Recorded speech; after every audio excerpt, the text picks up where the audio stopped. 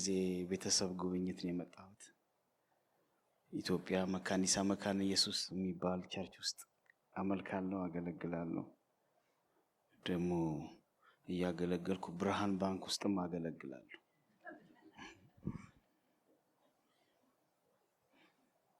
ጥሩ ነው አይደል? ብድር እንዳትጠይቁ መጨረሻ። እግዚአብሔር ይመስገን። እንጸልይና የእግዚአብሔርን ሐሳብ እንካፈላለን። ሃሌሉያ።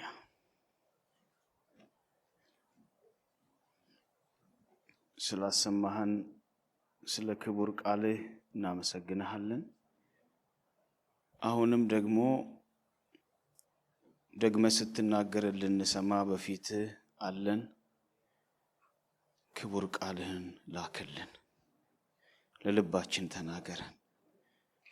እየሰማን ዝም ብለን ራሳችንን እያሳትን ዝም ብለን የምንሰማ ብቻ ሳንሆን ቃልህን ለማድረግ እየወሰንን እንድንሰማ ጸጋህን አብዛልን።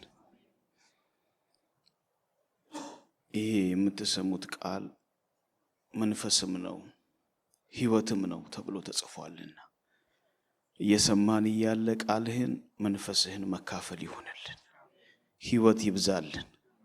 ከወደቅንበት መነሳት ይሁንልን። ከሳትንበት መመለስ ይሁንልን። ከተፍገመገምንበት እግዚአብሔር ሆይ መጠንከር ይሁንልን። ሁሉ ግን ላንተ ክብር ብቻ ይሁን፣ በኢየሱስ ክርስቶስ ስም አሜን። በዚህ ማለዳ ከእናንተ ጋር ልካፈል በልቤ ያለው ቃል የሚገኘው በማቴዎስ ወንጌል ምዕራፍ 6 ቁጥር 25 ላይ ያለውን የእግዚአብሔር ሐሳብ ነው። የጭንቀት ማርከሻዎች ብዬ ነው ከእናንተ ጋር ልካፈል ያሰብኩት። በጣም የምናውቀው ክፍል ቢሆንም ዛሬ ግን በዚህ ማለዳ ደግሞ እግዚአብሔር አምላክ ይናገረናል ብዬ አምናለሁ እና የጭንቀት ማርከሻዎች ብዬ ያሰብኳቸውን 3 ወይም 4 ነጥቦች እነግራችኋለሁ። መቼም እዚህ ምድር ላይ ስንኖር የትም ዓለም እንኖር እንደየምንኖርበት አውድ የተለያየ የሚያስጨንቅ ነገር ይገጥመናል አይደለም? በጣም አሁን እኛ የምንኖርበት ምድር ኢትዮጵያ ሊሆን ይችላል። እዚህ ደግሞ እናንተ በምትኖሩበት ምድር በቃ ዘርፈ ብዙ የሚባል አንዱን ስንሻገር አንዱ እየተተካ እና ላይ የሚያዞር ልክ እንደ ቃሪያ ሰንጎ የሚይዝ ብዙ የህይወት ቻሌንጅ ውስጥ እናልፋለንና አንጨነቅም አይባልም አይደል? የሚጨንቅ ነገር በጣም ይገጥመናል። ኢየሱስ ክርስቶስ በጣም ከባባድ የህይወት አጋጣሚ ውስጥና ተግዳሮቶች ውስጥ ለሚያልፉ ሰዎች ምን ብሎ በማቴዎስ ወንጌል ምዕራፍ 6 ቁጥር 25 ላይ ተናገረ? ስለዚህ እላችኋለሁ ስለ ነፍሳችሁ በምትበሉትና በምትጠጡት ወይም ስለ ሰውነታችሁ በምትለብሱት አትጨነቁ። ነፍስ ከመብል ሰውነትም ከልብስ አይበልጥምን? ወደ ሰማይ ወፎች ተመልከቱ፣ አይዘሩም፣ አያጭሩም፣ በጎተራም አይከቱም፣ የሰማይ አባታችሁም ይመግባቸዋል። እናንተ ከነርሱ እጅግ አትበልጡምን? ከእናንተ ተጨንቆ በቁመቱ ላይ 1 ክንድ መጨመር የሚችል ማን ነው? ስለ ልብስስ ስለምን ትጨነቃላችሁ? የሜዳ አበቦች እንዴት እንዲያድጉ ልብ አድርጋችሁ ተመልከቱ። አይደክሙም፣ አይፈትሉም። ነገር ግን እላችኋለሁ ሰሎሞንስ እንኳ በክብሩ ሁሉ ከነዚህ እንዳንዱ አልለበሰም። አትጨነቁ ያለው ኢየሱስ ነው። አሜን። እኔ አይደለም ያልኩት። የሆነ ሄዶ ስልጣኑ የሆነ ገደብ ላይ የሚደርስ ባለስልጣን አይደለም ይሄንን ያለው፣ ኢየሱስ ነው ያለው። አንዳንድ ጊዜ በጣም ሚራሩ ወዳጆች በጣም ስንርበተበት ስንጨነቅ እና አጣብቂኝ ውስጥ ገብተን ማጣፊያው የሚያጥረን የህይወት መንገድ ውስጥ ስንገባ በጣም ስለሚራሩንና ስለሚወዱን በቃ አይዞ ቴክ ኢት ኢዚ ያልፋል፣ በቃ አይዞ ምናምን ይሉናል።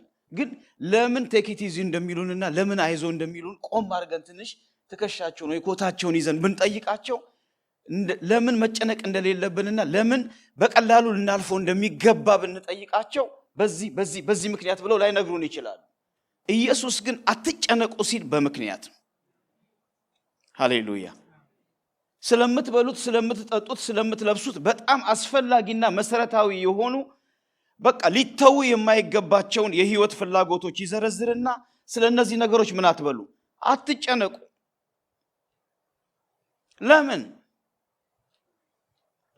እንዴ?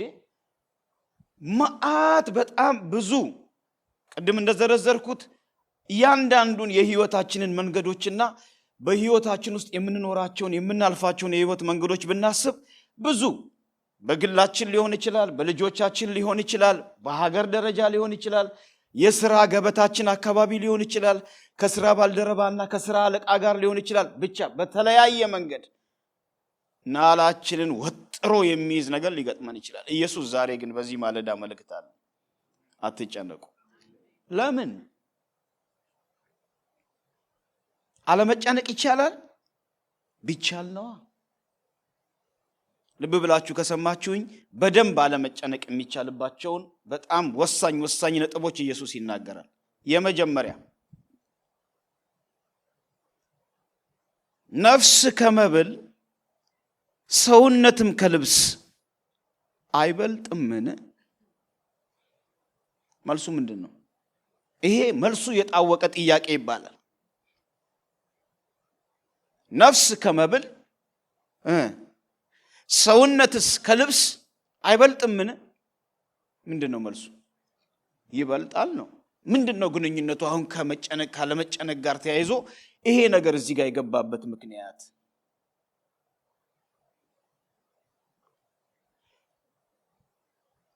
የሚበላው ነገር አለ፣ መብል ያስፈልገው ደግሞ ሰውነት አለ። ሁለቱ ናቸው በንጽጽር የቀረቡት አይደለም?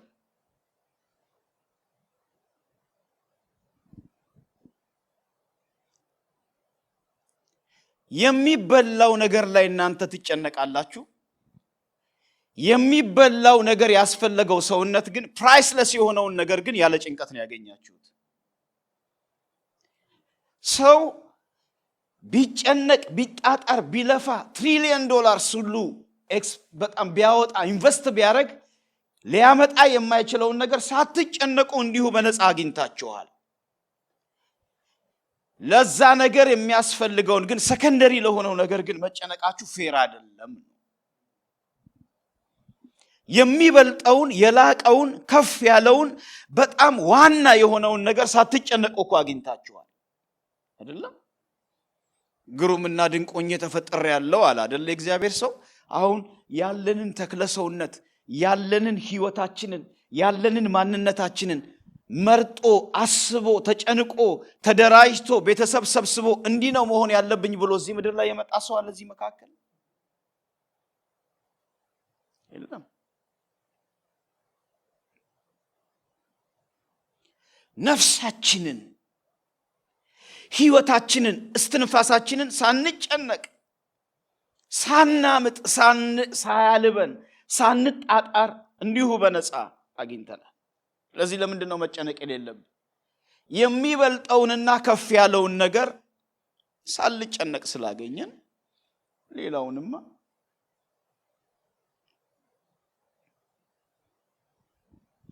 አያችሁ። ብዙ ጊዜ ለፍተን ደክመን ጥረን ተላልጠን ላይታች ብለን ላገኘነው ነገር በጣም ዋጋ የምንሰጥ ሰዎች ስለሆንን ነው እንጂ ብዙ ሳንለፋና ሳንጨነቅ እግዚአብሔር የሰጠን ነገር አለ። ቅድም ስንሰማ እንደነበረው በጸጋው በእግዚአብሔር ቸርነት መለስ ብለን ስናይ ምንም ሳንደክም ምንም ሳንለፋ የኛ ምንም አይነት ጥረትና ኢንፑት ሳይኖርበት እግዚአብሔር የሰጠን ያደረገልን በህይወታችን ቆጥረን የማንጨርሳቸው የእግዚአብሔር በረከቶች አሉ። እኛ ግን ብዙ ጊዜ ቫልዩ የምናደርገው እኛ ገብተንበት እኛ ለፍተንበት እኛ ጸጉር እየነጨን በጣም ደም በደም ሆነን ተላልጠን ላገኘነው ነገር በጣም ቫልዩ ስለምንሰጥ ለምንድን ነው መጨነቅ የሌለብን? በዋጋ ቢተመን ዋጋ ሊወጣለት የማይችል ብዙ አስደናቂ ነገሮችን ሳንጨነቅ እግዚአብሔር ስለሰጠ አሜን። የሚበልጠው አሁን አንዳንድ አገልግሎት ቦታዎች አገልግሎት ለማግኘት ስትሄዱ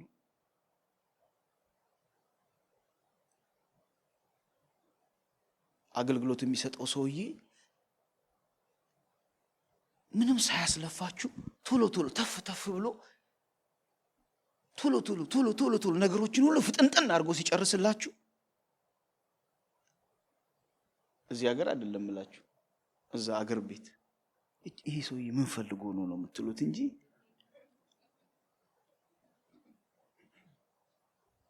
ወዲያው የሚመጣላችሁ እሱ እንጂ በቀንነት አልለመደብንም። እና አንድ ጓደኛዬ ነበር ገራጅ የነበረውና የቸርቻችን ልጅ ነው። በጣም ምርጥ ልጅ ነውና ጌታን የሚወድ ልጅ ነውና ቶሎ ሲመጣ ችግር ያለባቸው መኪኖች ሲመጡ ቶሎ ያይና የ5 ደቂቃም የ15 ደቂቃም ቢሆን በጣም ፊክስ አድርጎ ይሰጣቸዋል። እና ግን ዋጋውን ከፍ አድርጎ ሲጠይቃቸው እንዴ ለዚህ ደቂቃ ይሉታል። ለዚህ ደቂቃ ግን እኮ የፈታላቸው እኮ ችግር በጣም ትልቅ ነው። ግን እሱ በቀንነት በቀላሉ ፈቶላቸው ነው የሚሉት። ሳይወድ በግዱ ሳምንት መቅጠር ጀመረ ልጅ የ15 ደቂቃው።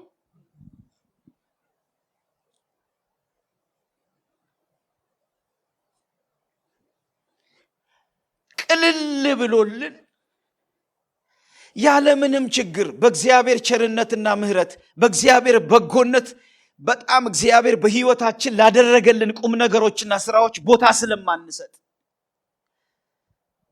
ትንሽዬዋ ነገር በጣም ታስጨንቀናለች።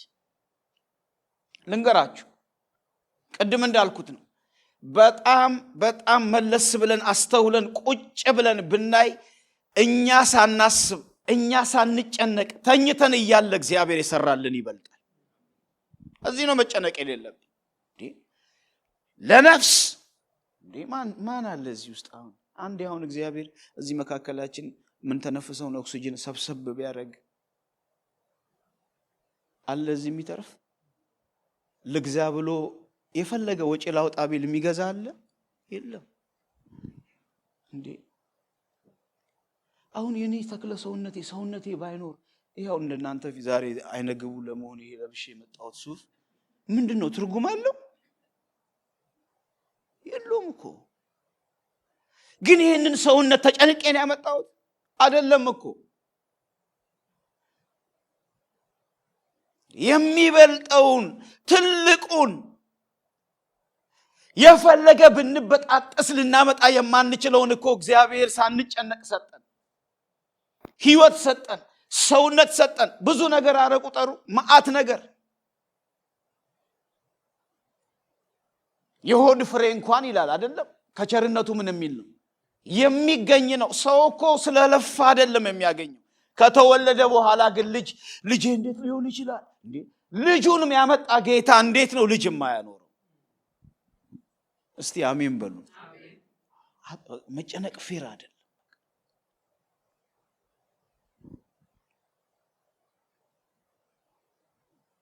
ለምንድን ነው መጨነቅ የሌለብን? ሁለተኛ ለነገሩ ወደ ሁለተኛው ነጥብ ከመሄዴ በፊት በጣም የሚያናድድ ምሳሌ ደግሞ ያስገባል ኢየሱስ። ከወፍ ጋር መነጻጸር አያበሳጭም? በጣም እኮ ነው የሚያናድድ። ወፎቹን እስቲ ሴቪንግ የላቸውም፣ በጎተራ አከማቸው ማለት ሴቪንግ ማለት ነው። ሴቪንግ አይሰሩ አያጭዱ ምናምን። ግን የሰማዩ ምን አባታችሁ እነሱ በስነ ስርዓት ከኛ አባት እየመጡ ይበላሉ። እኛ ከነርሱ እጅግ አትበልጡም ይላል። አሁን እንደዚህ አይነት ጥያቄ ራሱ መስማት አያናድድም?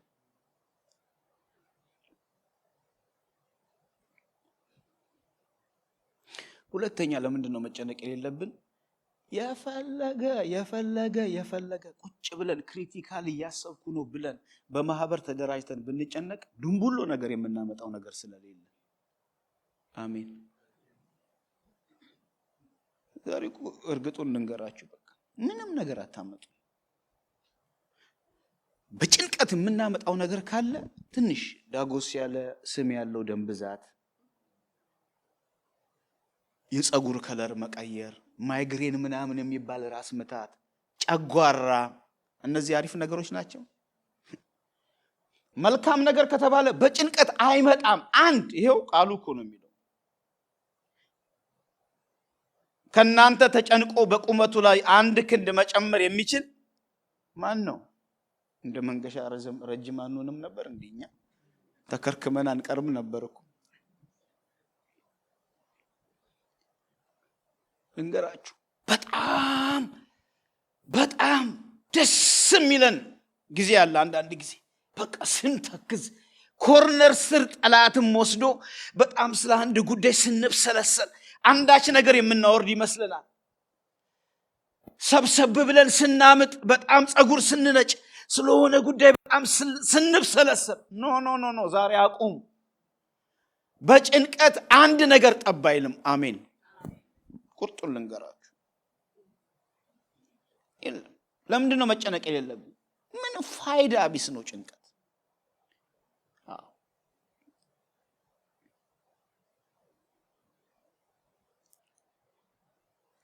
አበቦቹን አታዩዋቸውም? አይደክሙም። ልብ አርጋችሁ ተመልከቷቸው። አይደክሙም፣ አይፈትሉም።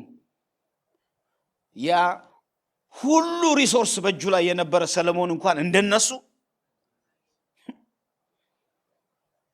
እኔ አሁን መስራትን፣ መልፋትን፣ መድከምን፣ መጣርን፣ እየሰሩ ማከማቸትን፣ ሴቭ ማድረግን እየተቃወምኩ አይደለም።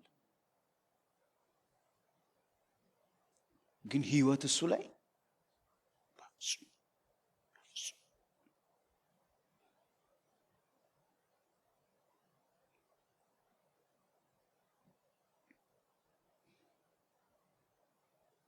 አንድ ጊዜ የኔ ባለቤት የመጀመሪያው ልጃችንን ወለድን፣ ተባረክን። መንጌ የልጅነት ጓደኛዬ ነው፣ በደንብ ያውቃል። ስታጠባ ቆየች። የመጀመሪያ ልጅ ነው፣ ብርቅ ነው። እናቶች በደንብ ስታጠባ ደረሰባት፣ ሊቮ አለቀ። ወደ ስራ የምትመለስበት ጊዜ ኢሞሽናል አታችመንቱ በጣም ከባድ ነው። ምን ይሻለኛል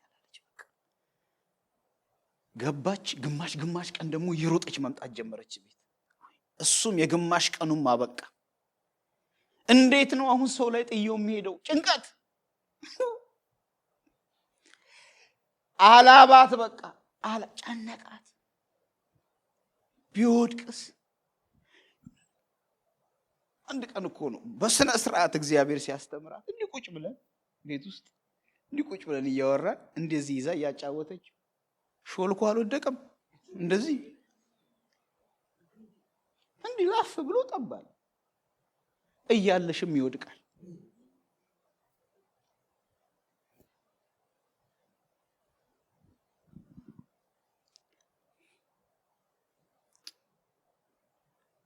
አትጨነቁ። ምንም ነው ማናመጣው። በነገራችን ላይ ምንም አንዳንድ ጊዜ በጣም የሆነ ሎጂካል የሆነ አሬንጅመንት ያለው ነገር እያሰብን እያሰካካን እየመሰለን ውስጣችንን ልቅ የሚልበትን ነገር ስናደርግ እድሜያችንን እንጨርሳለን። አትጨነቁ። ምንም እንደዛ የሚያስፈልግ ነገር።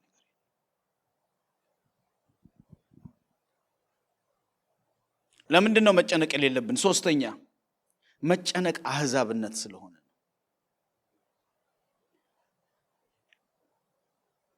ቁጥር 31 ይደግመዋል እንደ አዝማች። እንግዲህ ምን እንበላለን፣ ምንስ እንጠጣለን፣ ምንስ እንለብሳለን ብላችሁ አትጨነቁ። ይህንስ ሁሉ አህዛብ ይፈልጋል። ሪልም የቀየረ ሰው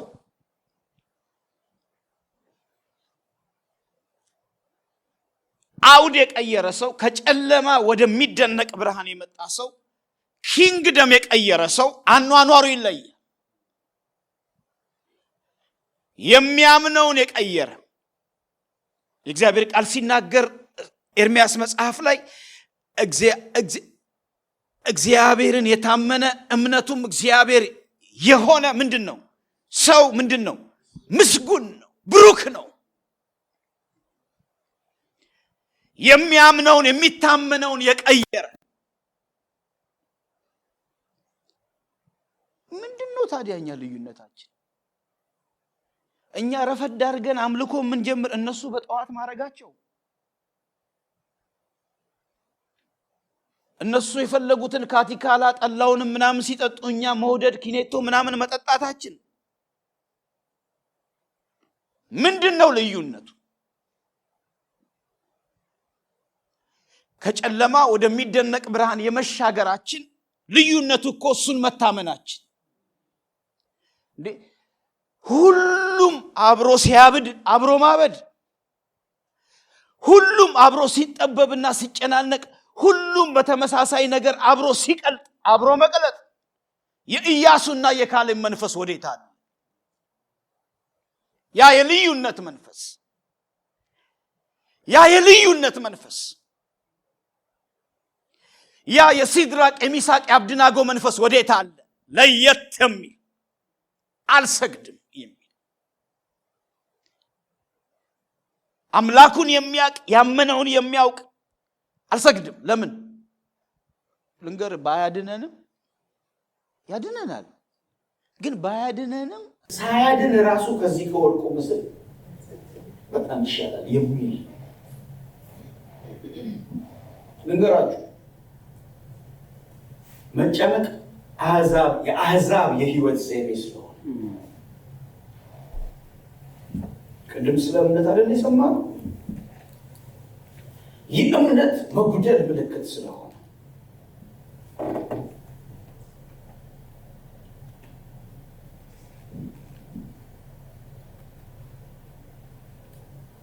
አራተኛ ነጥቤ ያጠቃልላል። ለምንድን ነው መጨነቅ የሌለብን? ይህ ሁሉ እንዲያስፈልጋችሁ የሰማዩ አባታችሁ ያውቃል። ሳትነግሩት ያውቃል። በጣም በተሰካኩ ቃላቶቻችን አንጀትን በሚበሉ አነጋገሮች በጣም ስለነገር ነው የሚሰማ ሳይሆን የሚያስፈልገንን የሚያውቅልን አባት ስላለ መጨነቅ የሌለብን። ዛሬ ምንድን ነው በጣም የሚያሳስባችሁና የሚያስጨንቃችሁ? በጣም ውስጣችሁ ለሰው እንኳን ሳትነግሩት ለብቻችሁ በጣም እያለቃችሁበት ያለ፣ በጣም ሰው ሲያያችሁ ለብሳችሁ በጣም አንዳንድ ሰው አሁን መንገድ ላይ በጣም ብዙ የሚያወራ ሰው በስቷል አሉ። በልሳን እየጸለየ ምናምን ነው የሚመስሉ አሉ። አንዳንድ ሰው ግን አይደለም፣ ብቻውን የሚያወራ የሚያናግር።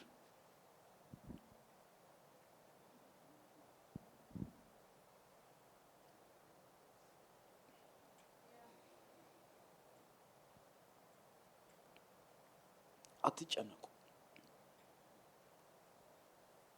ለምን? በጣም ከሚያስጨንቁኖች ነገሮች በላይ የሆነውን ውድ የሆነውን ዋጋ ሊተመንለት የማይችለውን ነገር እግዚአብሔር ሳንጨነቅ ስለሰጠን አትጨነቁ። ተጨንቃችሁ የምታመጡትም ነገር ስለሌለ በነገራችን ላይ ቁርጣችንንም እንድናውቅ አትጨነቁ። መጨነቅ አዲስ ልደት ያገኘ አማኝ የህይወት ዘይቤ አይደለም። አትጨነቁ። የምትጨነቁበት ነገር እንደሚያስፈልጋችሁ እግዚአብሔር አምላክ ያውቃል። ግን ምን እናድርግ? አስቀድማችሁ ከመጨነቅ ውጪ አስቀድማችሁ የእግዚአብሔርን መንግስት ጽድቁንም ሌላ ሁሉ የሚያስጨንቀው ነገር ሁሉ ምንድን ነው? ተራውን እናስተካክለው። የተዛባውን ተራ እናስተካክለው። ዛሬ በጣም የሚያስጨንቁን ነገሮች ፐርሱ ስናረግ መንግስቱና ጽድቁን ገሸሽ ያደረገ ህይወት እየኖርን ይሆን? አንተ ዝም ብለህ የእግዚአብሔርን ጦርነት ተዋጋ አለችው አቢግያ።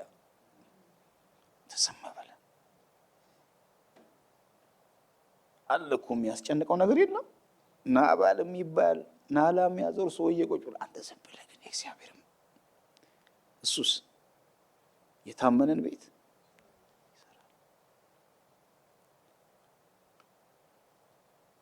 ወደ እግዚአብሔር መንግስት ወደ እግዚአብሔር የጽድቅ ስራ እንመለስ።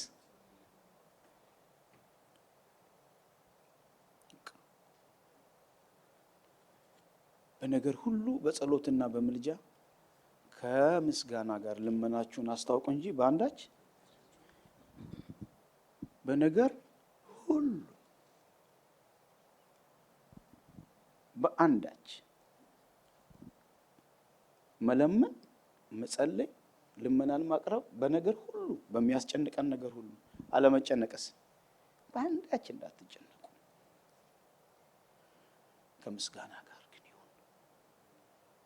እሱን በመታመን ትናንትና ያሻገረኝ ዛሬም ያሻግረኛል በሚል በነገራችን ላይ ልመና፣ ጸሎት፣ ኢንተርሴሽን፣ ምልጃ ምናምን ይሄ የስነ ልቦና እርካታ የምናገኝባቸው መንገዶች አይደሉም። እስቲ ልተንፍስ ይውጣልኝ ልበል ብለን የምንነሳበት ቦታ አይደለም። ከምስጋና ጋር ትናንት ያሻገረኝ ዛሬም ያሻግረኛል ብለን በልብ በሙሉነትና እሱን በመታመን በእግዚአብሔር ፊት የምናቀርብበት ነው።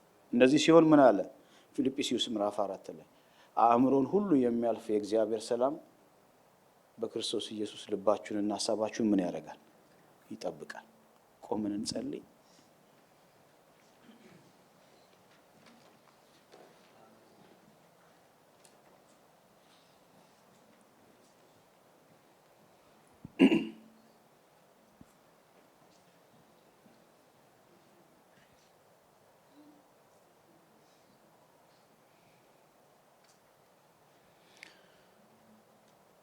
ልናውቀን እንፈልጋለን።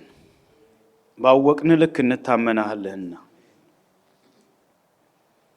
ዛሬ በኢየሱስ ስም በፊትህ ጎዶሎ እምነት ይዘን እንዳንገኝ እናንተ እምነት የጎደላችሁ ተብሎ ስለተጻፈ በያውቃልህ አንተን እንድናምን ዛሬ በጌታ በኢየሱስ ስም እጸልያለሁ።